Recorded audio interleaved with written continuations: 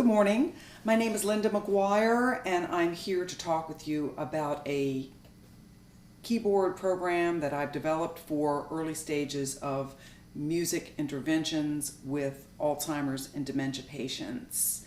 This program I put together over many weeks of working with Alzheimer's patients and careful consideration of its content and the approach to using mostly unfamiliar music to work with remaining functional issues or functional abilities in the dementia population. So let's just get on to it. When I come into a dementia unit, usually there are all sorts of problems going on. There's wandering, there's verbal outbursts, there's disorientation, there's just vague cognitive void in most of the residents or patients who are in the unit. Therefore, what we want to establish is that there's a piano in a room and someone's going to be playing it. So I start with octaves. We are very familiar with C major in Western cultures, and so C is the octave I play at the instrument. The octave is a very powerful interval. It reinforces itself. Also, the piano is a percussive instrument. I play very decisively and I push the sound through percussive hammers in the instrument. This is electronic, but it has that sound. Best to work with a acoustic piano. It literally pushes the waves, changes the waves in the air, moves the air molecules in the air, and they perceive that through their skin, auditory, etc. And so the power of the octave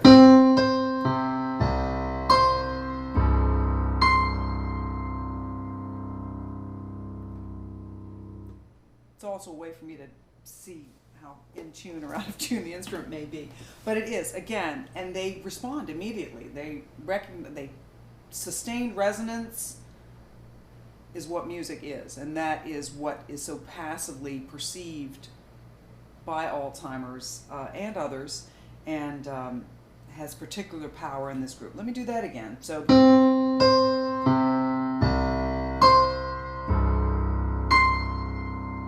just give them the whole range. I don't go here. It's a little, you can't even hear the C. So I go all octaves except the very top one.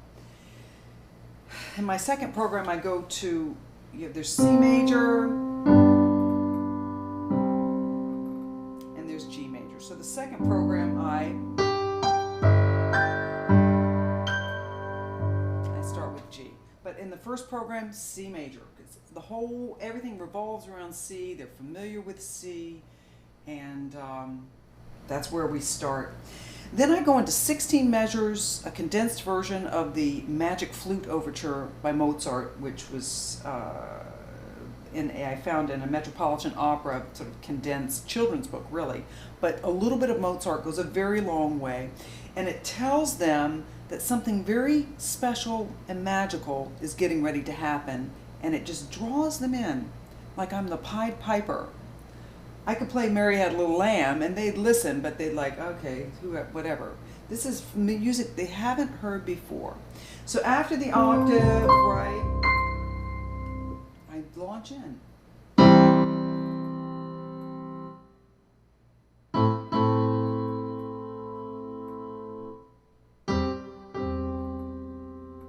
That's Mozart. Sequence.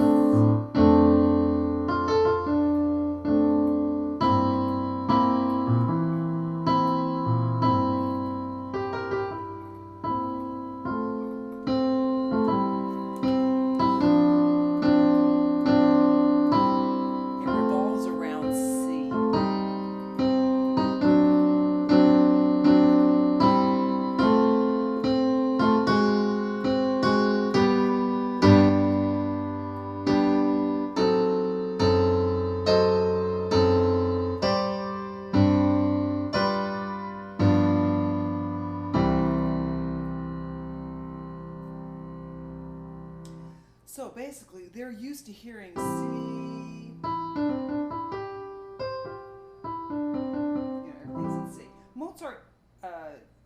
shifts, does an inversion of C, goes to a very friendly relative minor just for a moment, and then another inversion with an open fifth, and then a sequence begins, which is an F, which is also a close to home chord.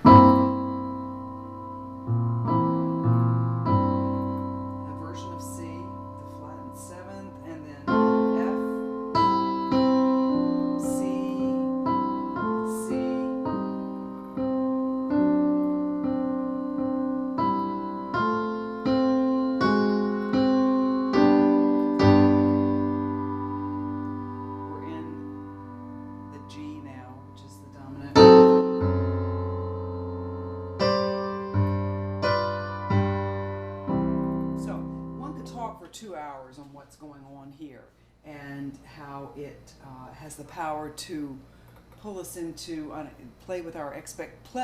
positively play with expectations. And Mozart's a genius in doing that at a very parsimonious, simplistic level. And then we move into the main treatment, which is short, repeated passages that have overarching structure. And there are, again, it starts with a C major.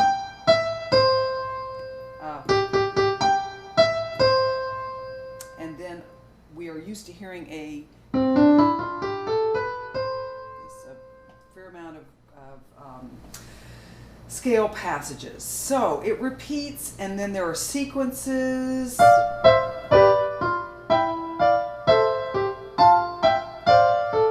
Things like that. So let's go into it.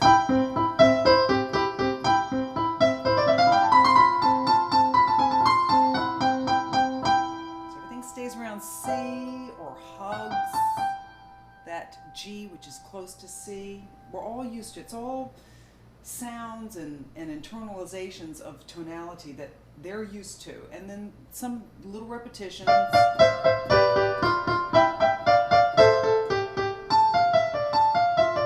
that? How that repeats twice? It's the same idea that's in a little sequence.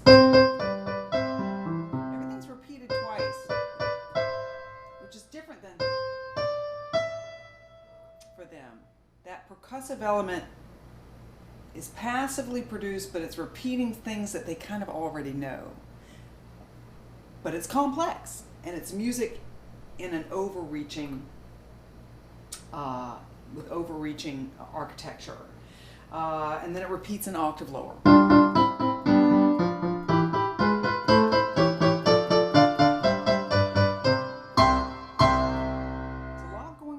It's mostly repetition that hovers around C with a little bit of flavor in it, and they love it.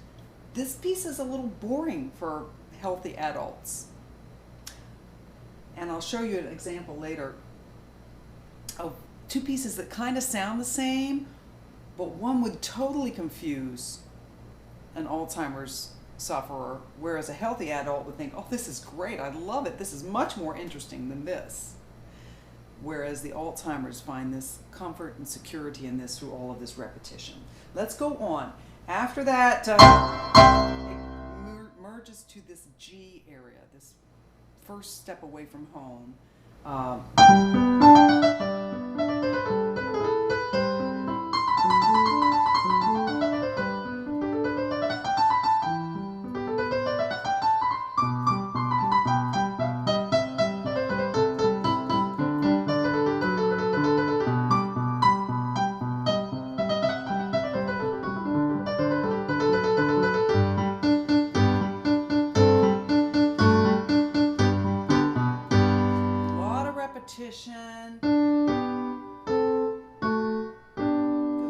Just hovers around these main familiar tonalities, and then we get to repeat the whole thing.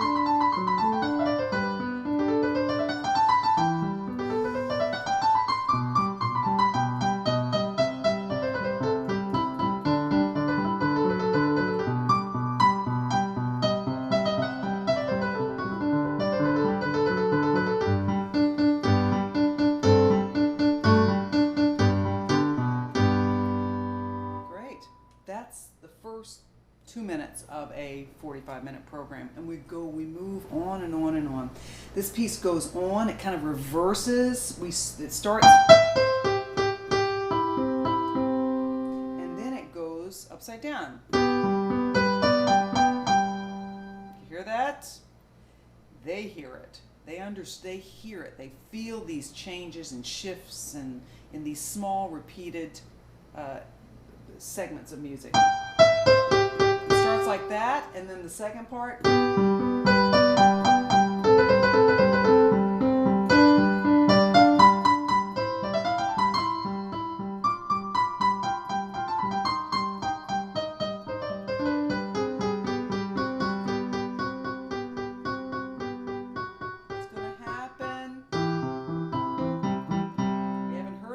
Key yet, so it tastes. This is a different feeling than this.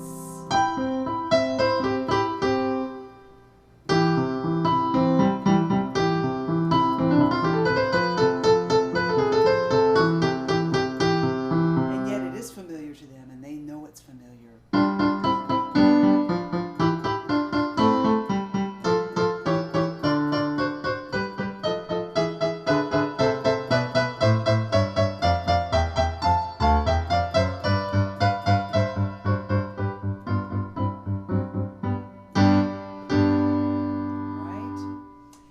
Repetition there's an extension of what we had before. Everything's repeated, but they're safe in this tonal key, and so you can merge a little way from it here.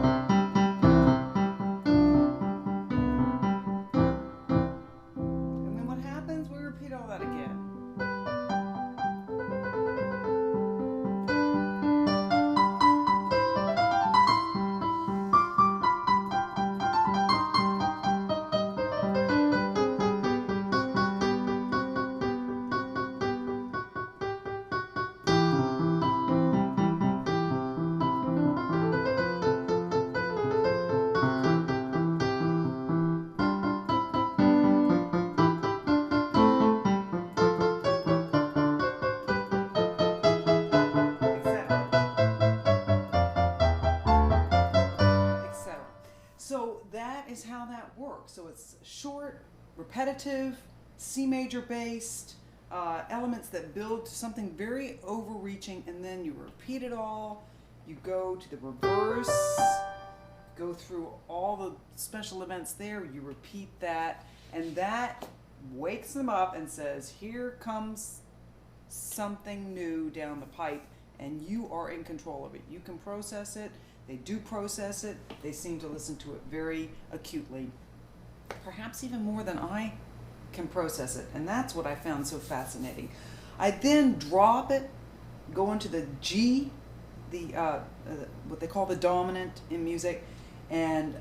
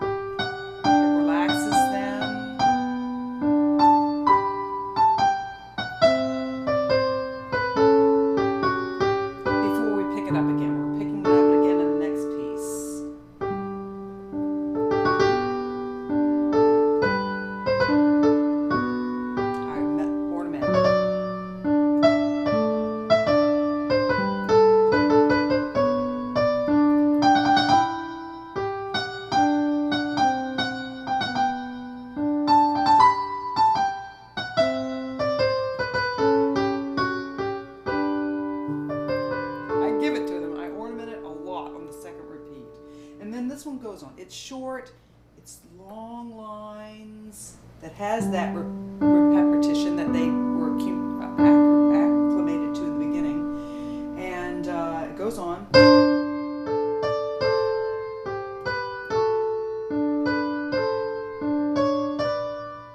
Slow works.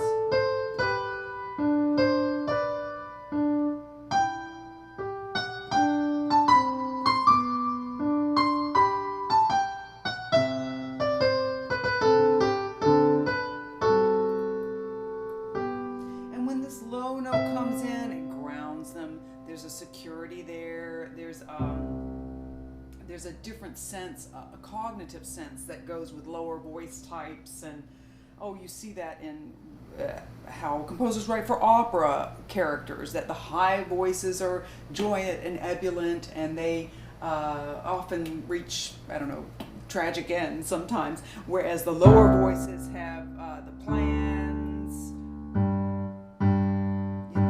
and they're sometimes menacing, but there's a different sort of control value in the lower registers. So we introduce a little bit of that there. We totally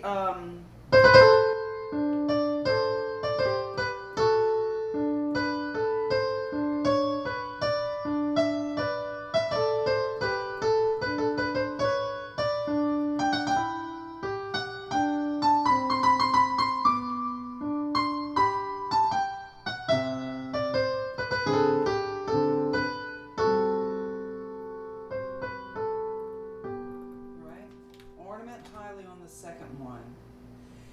And then we go into another C major one that has a little longer line on the top.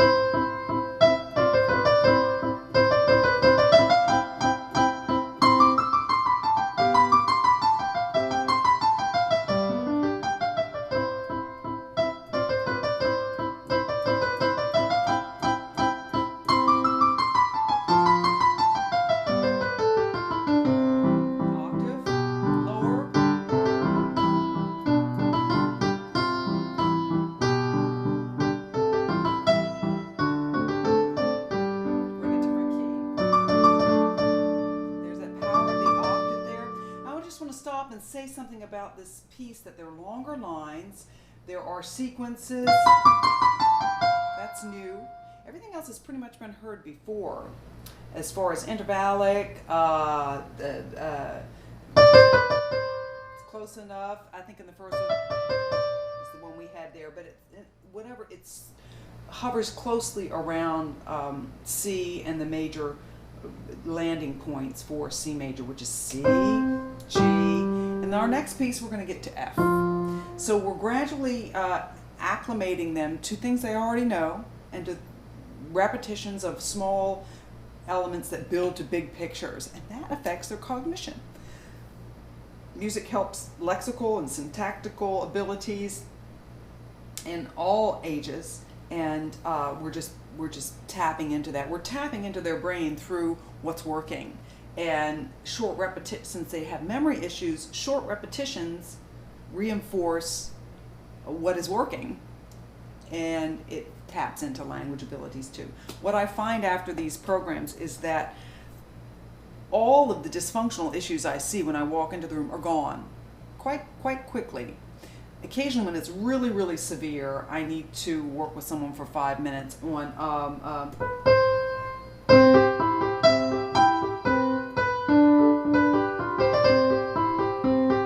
very clockish tick-tock counting, and I get them to count. And when they get them to count, they re-internalize their own issues.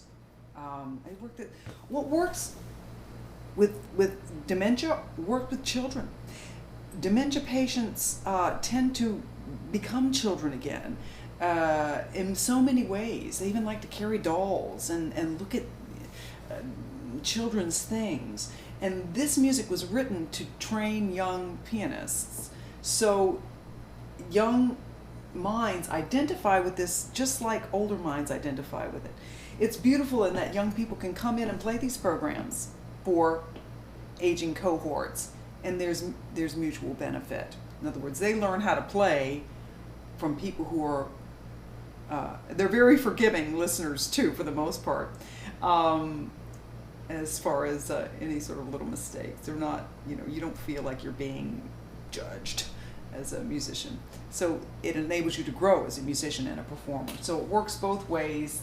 Children have power to help their wonderful great-great-grandmother, and the great-grandmother has power to listen in a forgiving sense that enables the child to play and learn how to play through performance. Performance is the greatest teacher. So that's this one. It goes into C again, and we left off at, actually we started here.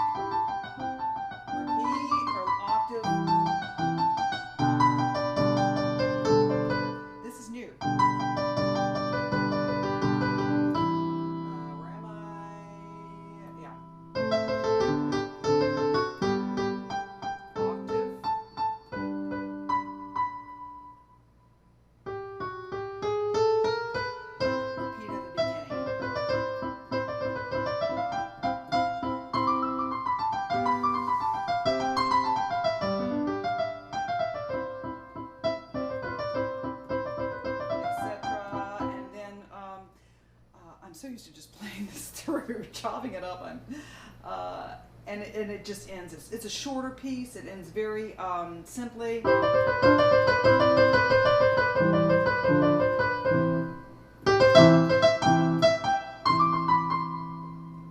at the end. That works.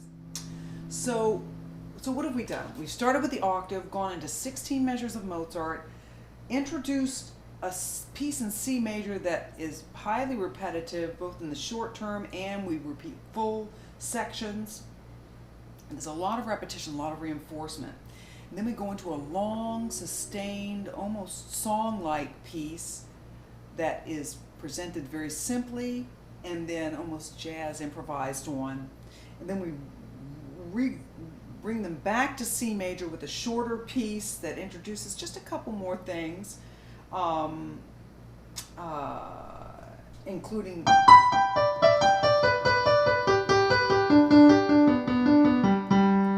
that's a chopped arpeggiated chord, and that's new, and that's big because we're going to start opening it up a little more, and the next piece does exactly that. It goes to F major, opens up the triad, gets away from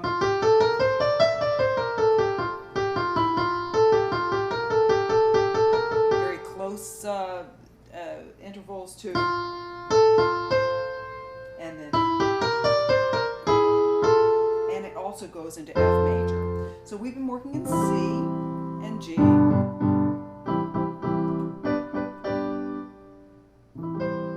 right?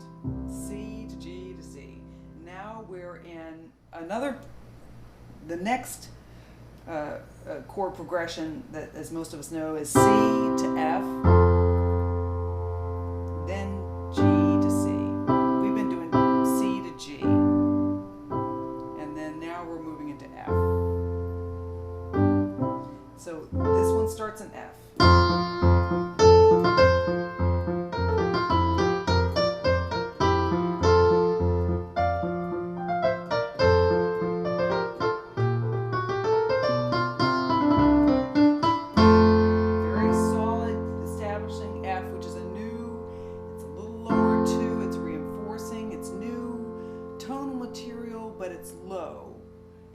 Something that might be a little much, oh dear, we're going someplace we don't know, but because these low notes have this autonomic reinforcement, grounding, and the research and rationale about this is out there,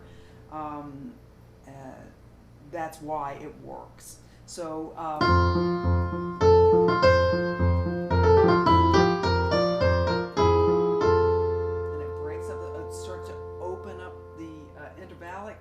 episodes while establishing a new tonal frontier. It repeats. There's a little melismatic work in there.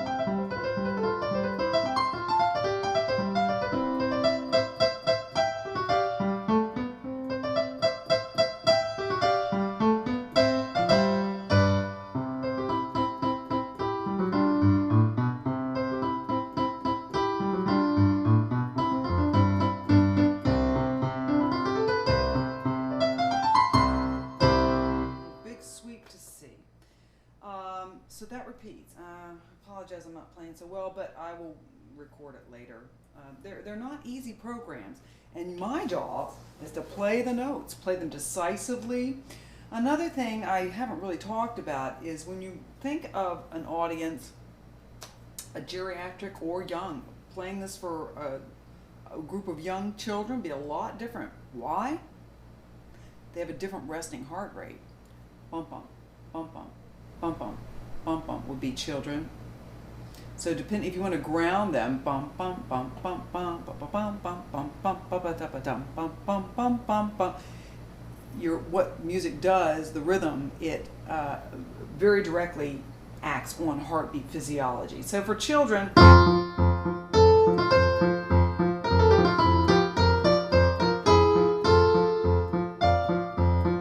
that sort of thing. Whereas for older adults, bump bump. Bump, bump. That is a healthy resting heartbeat.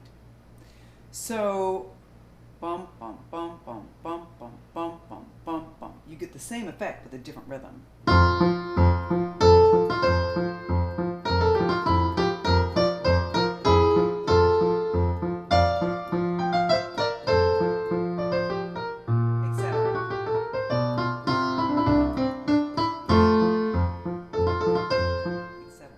So you want to work from heartbeat, music, the power rhythm, depending on where you want to take them. Now you want to enlighten them, open their vistas without getting them overexcited. So you want to go just above heartbeat. So bump, bump, bump, bump, bump, bump, bump, bump. Say that's the elderly. Bump, bump, bump, bump, bump. Bump bump bump bump bump bump bump bump bump bump bump bump bump bump bump bump bump bump. Slightly increase their heart rate, and the heart rate will adjust to what they hear in the rhythm. And that's different from what you would play for children, even though the same piece has the same cognitive impact in many ways. All right. I'll do one more, and then I'll warm up my hands and try to come play the tough stuff, because we have a Haydn sonata coming up in C major, and Mozart Adagio in Andante in G. And then we're going back to Clementi. These have all been pretty much Mozart we start with, and then we bang into Clementi. And then I slow it down after this last one, which goes on a bit, has a second section.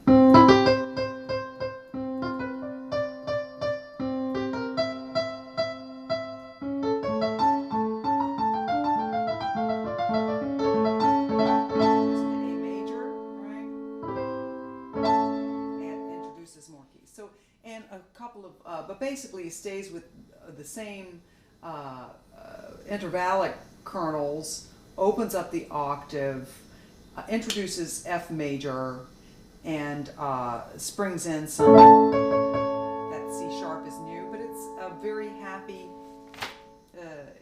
key, very just the next level of progression into tonal acculturation, habituation. Then after that big F ending, that's F. Remember we started in C. Our second piece went into G.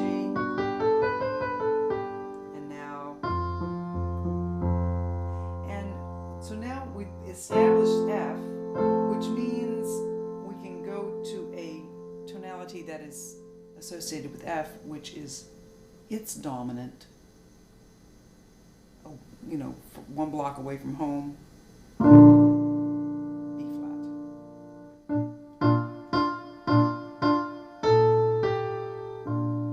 Lots of repetition, simple.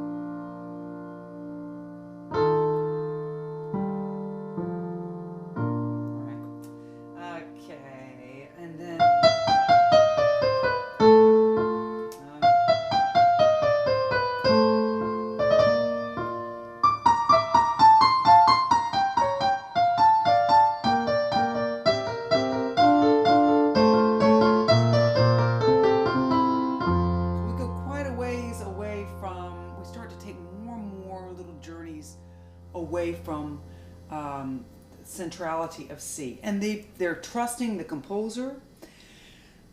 They're trusting me as the player, and I'm generally playing all the right notes and in tempo and decisively and all of that.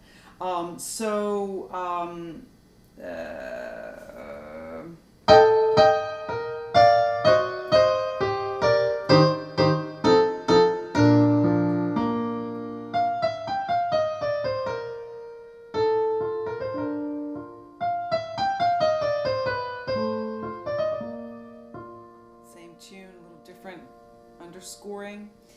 There's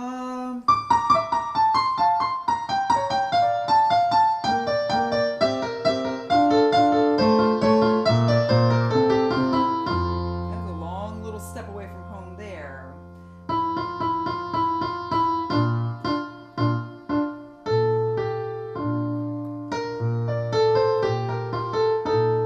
Ornamentation in the top.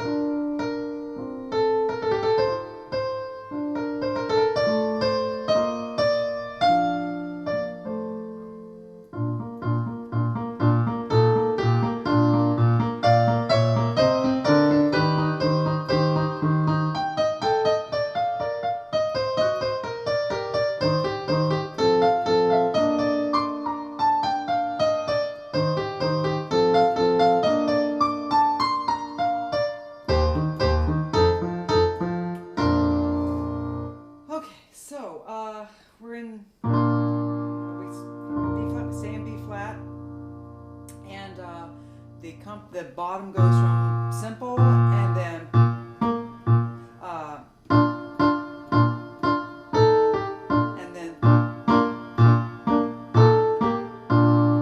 at the end. So there's variation there that is just priming them to appreciate more and more of what's coming next.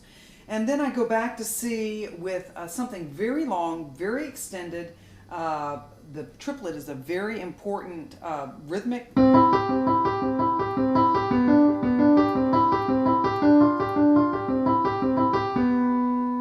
just, we have a heartbeat, bump, bump, bump, bump, bump, bump, bump, bump, bump, bump, bump, bump, bump, bump, bump. Gives us an extra heartbeat and plays with our heartbeat expectations, and the subconscious finds that amusing. So the triplet and the waltzes.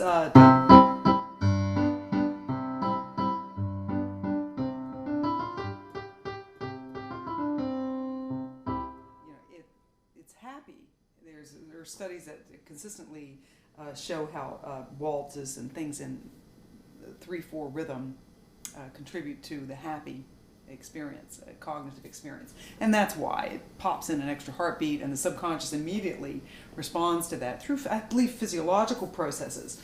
So heart rate variability is affected by rhythm. And our heart rate is not really steady. It's constantly varying in many different forms depending on what's happening in our environment, so we can respond either way. Relax. Our dominant mechanism is to relax the system through peripheral nervous control, through vagal tone, vagus nerve that comes through one of the cranial nerves, the large cranial nerves. And so to activate that is a little more difficult, but adding that extra heartbeat will do it. Will perk the system up. So this begins in kind of a march situation. I think I'm going to play it for you later, but they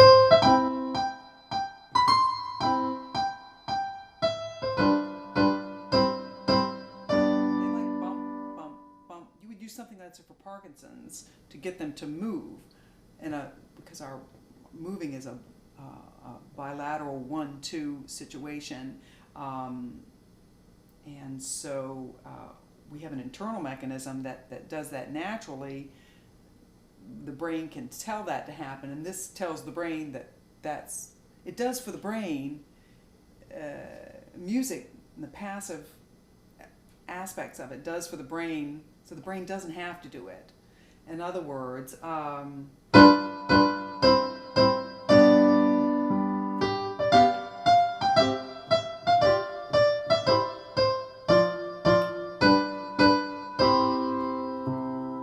you want to get up and move and march. You play that for kids, they will start marching because they're not uninhibited. And for older adults, they will feel like they want to march, even though they're totally socially inhibited. Well, I can't march because it's not socially acceptable. So that's how this starts, and then it pops into this.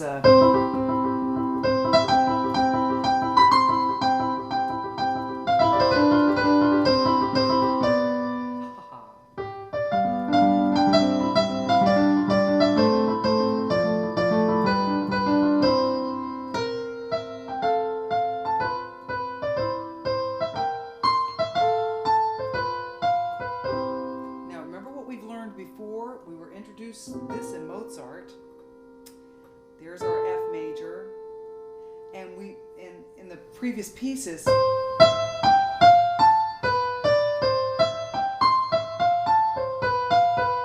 we're starting to break things apart and widen the horizons. It's not just a simple melody, very disjunct at this point. Let's play that again.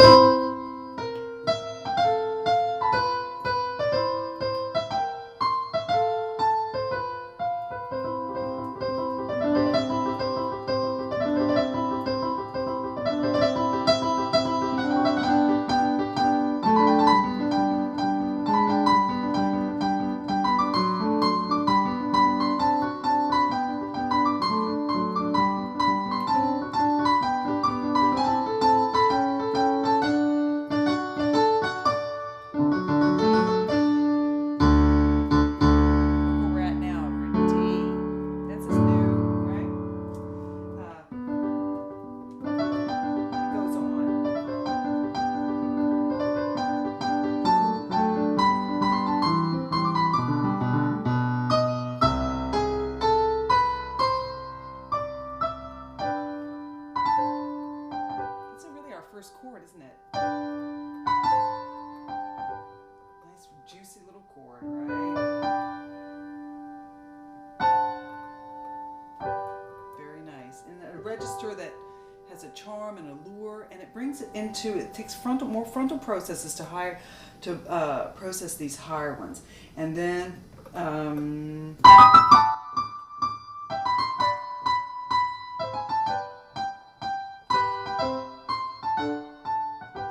repeats.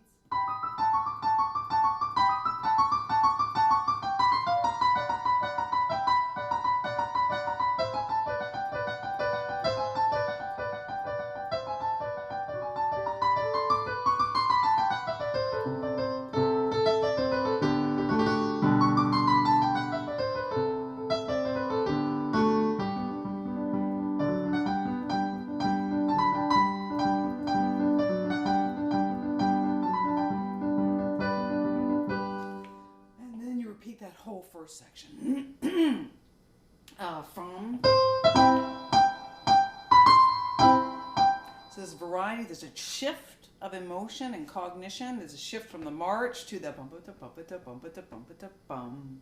Introduces a new tonality.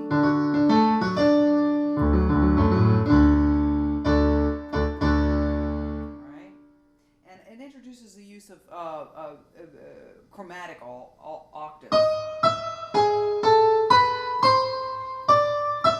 Our first kind of tight, strident chord. Right? And then a progression.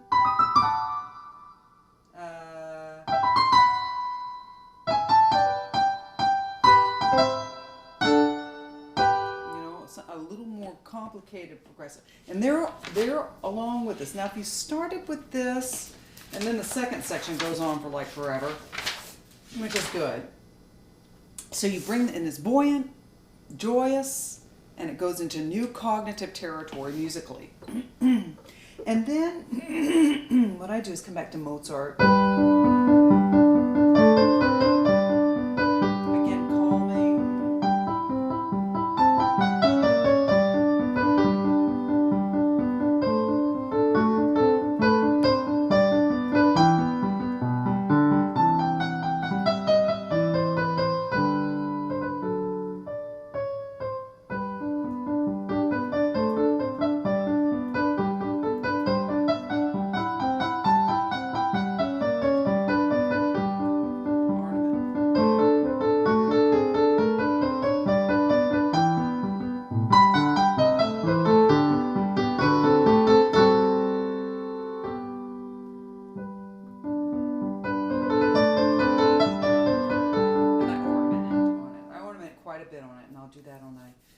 It goes on to a different key. Remember that D that was established in the last key? Now we're in it. Mozart take. I'm letting Mozart give it to us again.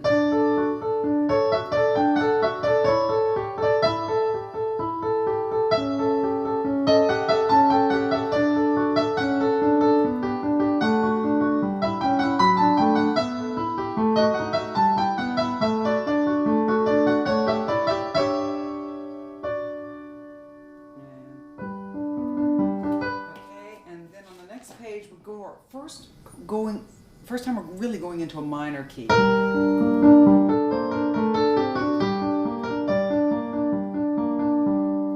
And then it weaves into some beautiful Mozart.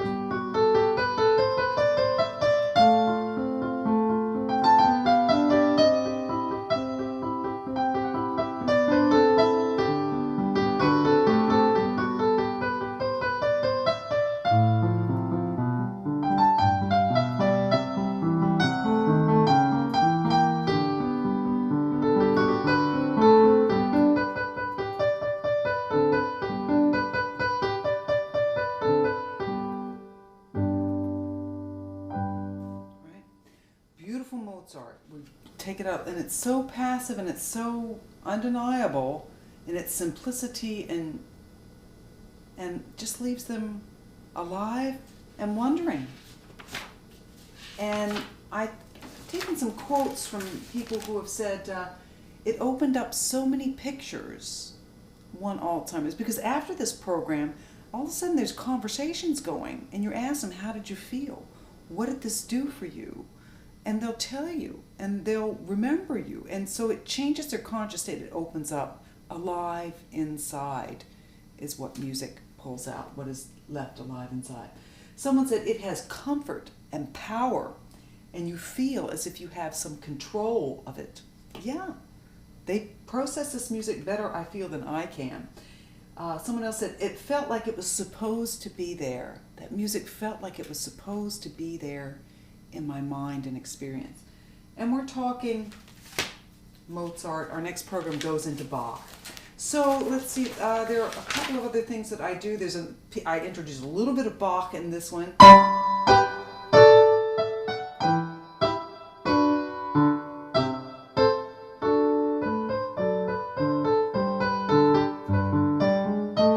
Etc. It goes on. It's just kind of a clock-like thing that has chords now.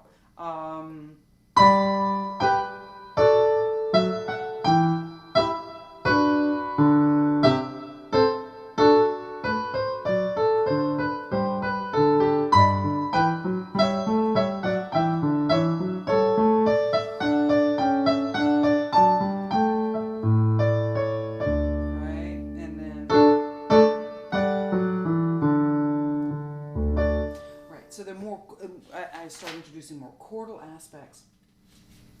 And then I have a little encore for this program, which is another Muzio Clementi, Opus 36. So far we've been working from Opus 34. Opus 36 is our initial number 3, and then I end with Opus 36 number 6. So there are different sections to these different opuses, as most of us know. I stick with Opus 36 for the most part. I know there's an Opus 35 in there somewhere. So, very specific program. These notes, no other notes, bring them through a journey that habituates and internalizes things that they've known from their past. It is nostalgic in a way, but it's not nostalgic music. It's just nostalgic elements that have been internalized and we're resurrecting and pouring into new pieces. This piece is in D major, very decisively.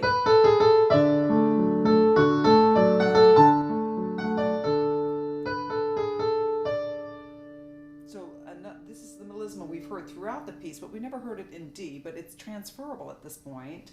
Arpeggiated is that fabulous octave that's so powerful. That's repeated.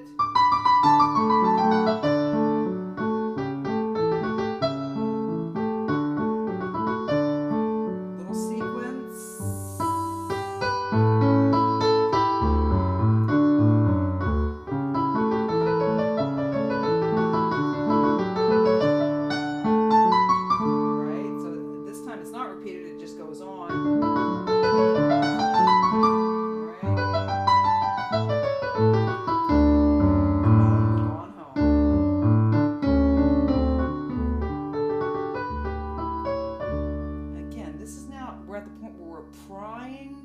Into a situation, a problem, knowledge. The Great Wedge Fugue by Bach is one that is a healthy adult version of what this is doing at a smaller level with Alzheimer's.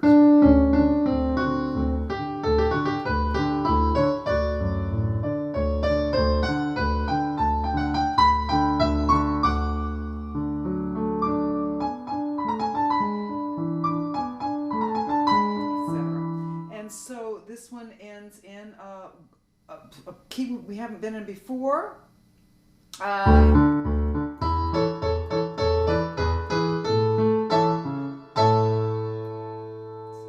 the dominant of D is A, which is a great, joyous, happy, powerful, vibrant key that is used in great trumpet heralding victorious music by Bach and any number of composers. It's, composers write in different keys to express different dispositions. It's more than mood and emotion. It's triumphant, physiological manifestations. And A is, and then we go back to the beginning.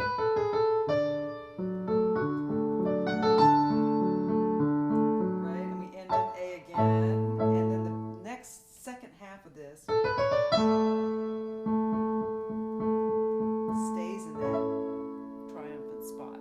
Very gingerly, though. Okay.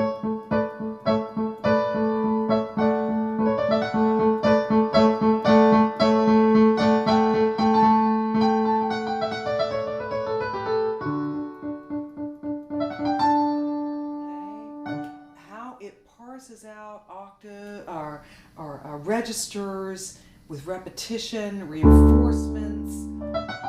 It's like bells are ringing, right? And children love chimes and bells, and older adults love chimes and bells. Go figure. I think middle-aged people resonate, I think, oh, that's cute. But it does not really serve a progressive purpose for them, whereas in older adults it does. Okay, well, and this...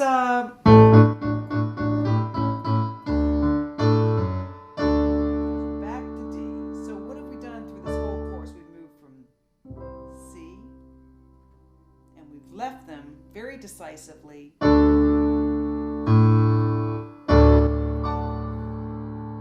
on D. So we have transformed them as